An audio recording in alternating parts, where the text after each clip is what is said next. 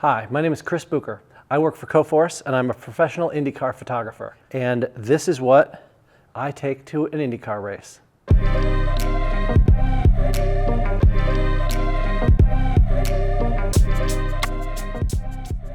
There are 17 INDYCAR races over the course of a season, and there are some changes, and we'll talk about the different things I may or may not bring to the track, but this is what I bring 95% of the time. So right on the top, this is a Think Tank Airport International, and it fits great in almost all overhead bags. I got it pretty jammed right now because it has everything. Right off the top, I use Black Rapid.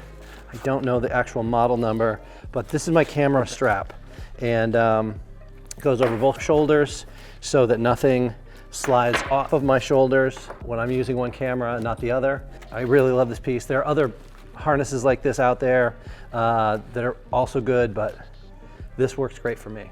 I keep a fair amount of just peripherals and small things in here, but this is, my notebook in case I need that. I'm not really much of a photojournalist, so I don't need to get names or anything like that, but I do need to take notes on stuff. This is just some grippy, wiry things. This is one thing that I think is totally underestimated, the rain poncho. I just got this at the gift shop one time when I left my rain gear in the media room, and I was just not gonna haul all the way back to get it. And it was, I don't know, $5, $8, something like that. So I don't have to worry about standing out in the rain for hours and being worried about getting soaked. But this is great for that. It keeps your gear dry, keeps you dry during those light rains and misty whatever else. This is so, I keep this. If I lose it or whatever, it's not a big deal. I can get a new one, but this goes everywhere with me. In this area of the bag, this is really a lot of really important stuff. And my most important thing, being an INDYCAR photographer, is my INDYCAR hard card. And I know that it goes here, and it always goes here. That way I know that it's not lost, or it doesn't make it to the trip, because it always goes in here. This is where it goes. It always goes here. I don't lose it because it always goes here, and I can't forget it because it's always in here. And then here's something else that I really love, and this is just a little tiny tool kit, and it has a number of different small screwdrivers and things like that. I've had hot shoes come off. I've had just all kinds of things. There's tons of these things out there, but I just love having that little kit right in there, and I never have to worry about missing a screw or things that are loose. Now to the actual cool camera bag part of the show. This is maybe even something I'm somewhat known for, is my bucket hat. One, it's great for rain, keeps the sun off your face, keeps the sun off your neck. So I'm a big believer in the bucket hat. This particular one I really love. It's from a French company called Aigle. Man, I love this hat. So a lot of people in motorsports use the big super telephotos, the 400 2.8s, 500 4s, the 600 4s, all that kind of stuff. And I've used some, I've owned some, and I have just found that for me, using some smaller lenses, like the 500 5.6, this works a lot better for me. I don't necessarily like to use a monopod, so this really helps me. I can handhold this for quite a while. I mean, it is not that big. My other little, I guess I call it kind of a little my secret weapon, is the 300 4. Also, it's a little bit slower as far as aperture-wise, but the focus is phenomenal. It's so sharp, phenomenally sharp, and but it's in this little package that is smaller than a 70-200.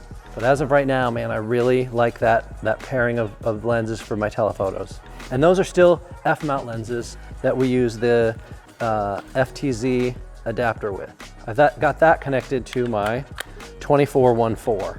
There are definitely some really cool uses for that 24-1.4. I use it wide open in the pits, and kind of shooting through some fencing and such wide open.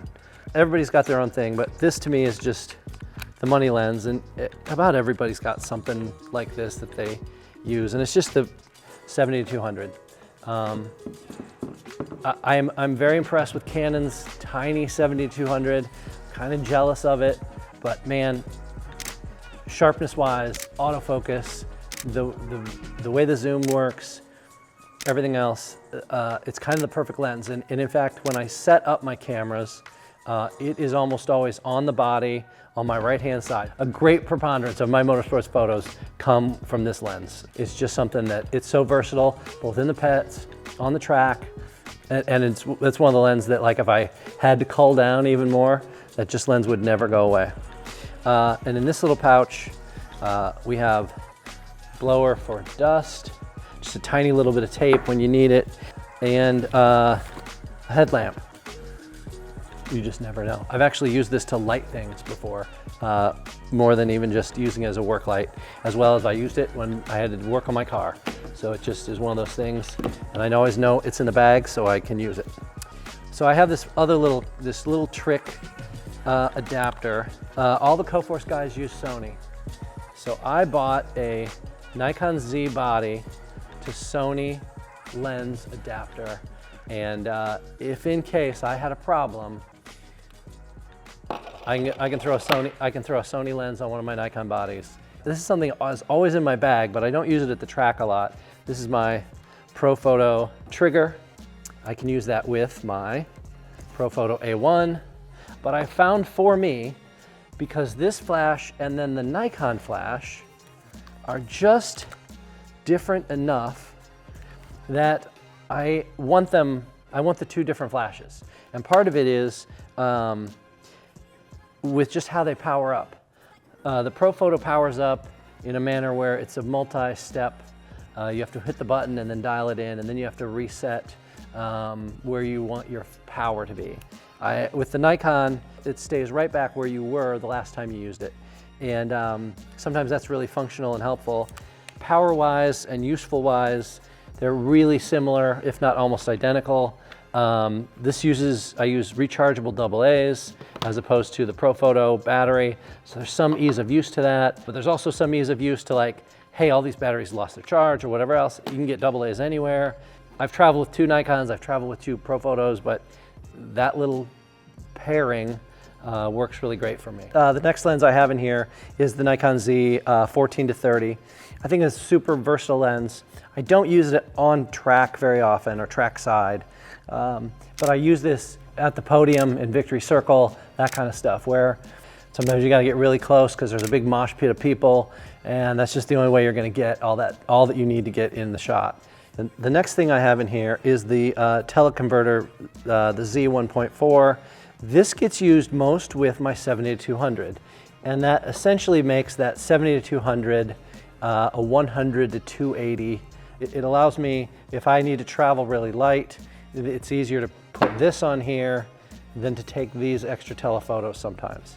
When I'm actually at the track, and I didn't bring the stuff for this, but I have a think tank waist belt system where I've got 3 pouches that hold the extra battery, things like the teleconverter, an extra flash, a wide angle, whatever else I might need. So I think then the next thing is my 50. I really love this lens. It's a 51.8 and allows me to shoot some interesting things through the fencing. It's weather resistant, really a great lens, and is on or with me for a lot of images. Okay, so my cameras. I have always had packed my bag in a manner that allows me to have at least one camera with a lens just ready to go. My primary camera is a Z9, and I have 2 of them. This body is so phenomenal, and on it here I have the 24-120. And so when I'm usually like heading out to the track, this is probably on one on my left side, and then the second Z9 is right next to it with the 70-200. The 24-120 is a great lens. I love it. It's so versatile. It's smaller and a little slower than the 24-70, but that thing is big, and it doesn't have quite the range. And I don't necessarily need to be at 2.8 for all those things. One other accessory that I really like are these eye cups from Carl Zemlin, Zemlin Photo. I just like them better than the original. Just the ring pops up, so I have a little more coverage, but it also folds flat. I think this is his second version of these. I kind of wrecked the first ones, and I think he had to re-engineer them, maybe for me, maybe not. But these are super durable. They're not a ton of money, and man, I just really like how they work. The last kind of big thing I have in here is I have a Nikon ZF with a small rig grip. There are occasions, for instance, at a lot of the podium celebrations and Victory Circle and that kind of stuff, where the amount of time it would take to change lenses is too long. So I want a third body, and so probably I would have like a 24 to 120 on one body, 70 to 200 on the second body, and the 14 to 30 on a third. Something else that I like to talk about a little bit with my cameras is I charge batteries and clear cards or put fresh cards in immediately after I'm done shooting. Like we get back to the hotel room or whatever else, we charge then. I don't like to be worried later about, did I charge it? I know I charged it because I charged it as soon as I was done. I just can't emphasize to me how important that kind of stuff is. I think it's really vital. Got a few extra lens cloths and that kind of stuff. But that is my camera bag and what I take to INDYCAR races.